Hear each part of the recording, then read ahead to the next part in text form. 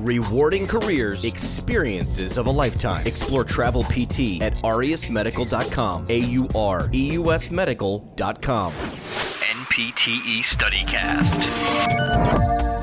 Welcome to NPTE StudyCast. Kayla Black is on the show. Kayla, welcome back to the program. Thank you, Jimmy. What are we covering today? Doing some more cardiopulmonary work for the NPTE. What's the topic of the day? Cystic fibrosis. Cystic fibrosis. All right, where do we start? How do we describe the pathology briefly? Cystic fibrosis, often referred to as CF, is a progressive genetic disorder impacting the cystic fibrosis transmembrane conductance regulator gene that causes the CFTR protein to malfunction or not be made at all, leading to thick, dehydrated, and hyperviscous mucus, causing persistent lung infection, destruction of the pancreas. The lungs are the organ that are primarily affected, and respiratory failure is the primary cause of death in individuals with CF. Anatomy. All right, that's a look at CF, big picture. What's involved? You mentioned genes and lungs, I'm guessing, is where we're going to focus. Yeah, so cystic fibrosis is an autosomal recessive disease. So a child must inherit the defective gene from both parents. The type and severity of symptoms varies greatly among individuals with CF. Despite being well known for its impact on the pulmonary systems, there's also significant involvement of the gastrointestinal, reproductive, and musculoskeletal systems. In the lungs, the mucociliary escalator has a difficult time moving those thick, sticky mucus out. This creates an environment where bacteria grow and thrive and causes chronic infections. Inflammation and thick mucus obstruct the airways, making it difficult to breathe and cause frequent coughing. The pancreas is affected in most patients as digestive enzymes are blocked from being secreted from the digestive tract.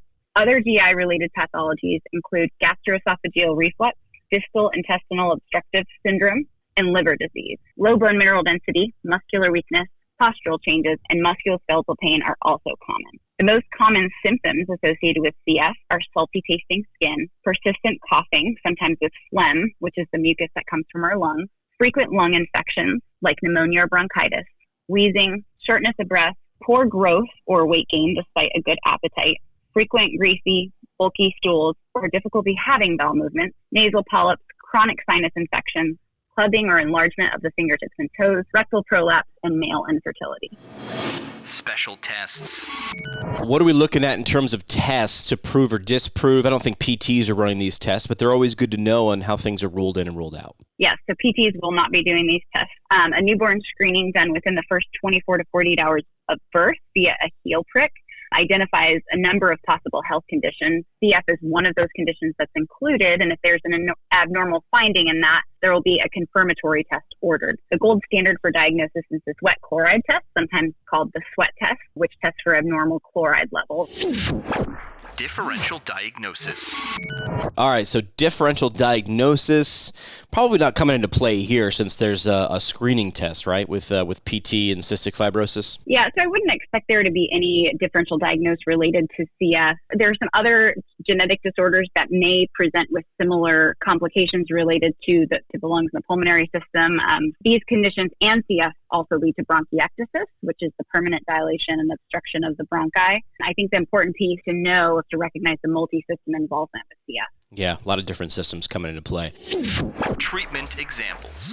Treatment examples. This is where PTs do come into play with individuals with cystic fibrosis. Where do we start with some treatment examples there? Where do PTs come into play? Well, there are a lot of things that PTs can do for individuals with cystic fibrosis. It's a really complex disease, and it's recommended that people with CF get multidisciplinary health care from a CF center. The interventions specifically related to physical therapy are going to depend on someone's age and the severity of their disease with cystic fibrosis. Airway clearance interventions will be utilized at all ages, kind of the cornerstone of the management of the disease process, that with all the other medications that they take. But this could include postural drainage with percussion, shaking, vibration, using the positive expiratory pressure devices. The most commonly used is the acapella and the aerobica, the high-frequency chest wall oscillation, so with what we think of as the vest, techniques like active cycle of breathing, autogenic drainage, and the forced expiratory technique, which we usually call the HUF. So both endurance and resistance training are important for this population for all the reasons it's good for everyone else, but specifically aerobic exercise can serve as a form of airway clearance. And resistance training can help address muscular weakness that's related to deconditioning and abnormal skeletal muscle metabolism that we know these patients have. really important for you as a physical therapist or physical therapy student to be aware of that individual's nutritional status and what their nutritional intake is when you're prescribing an exercise program.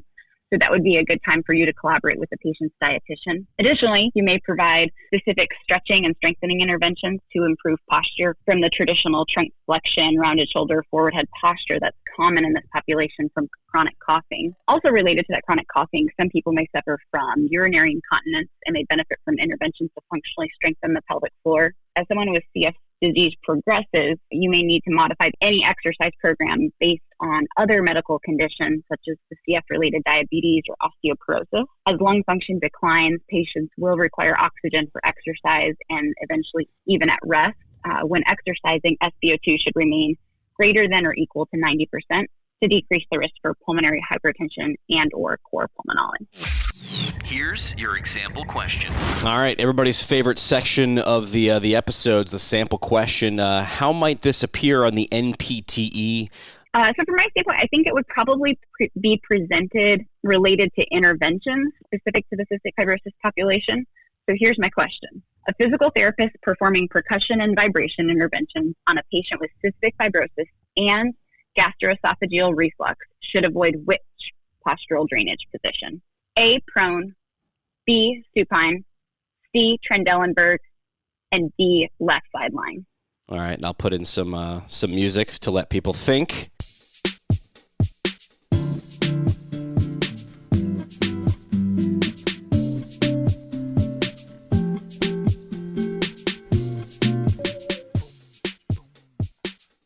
And out of prone, supine, Trendelenburg, or left sideline, what's the right answer and why?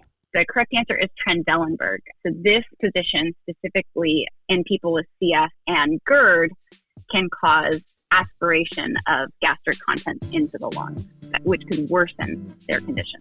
In cystic fibrosis, people that have GERD specifically, we avoid that head-down positioning because we know that it doesn't benefit them anymore. Excellent. That's a look at CF for the NPTE, and being added more and more are free flashcards to be downloaded. Check out aureusmedical.com/NPTE StudyCast. Kayla, appreciate your time taking a look inside CF with us. Thank you, Jimmy. NPTE StudyCast. Brewed by the PT Pintcast.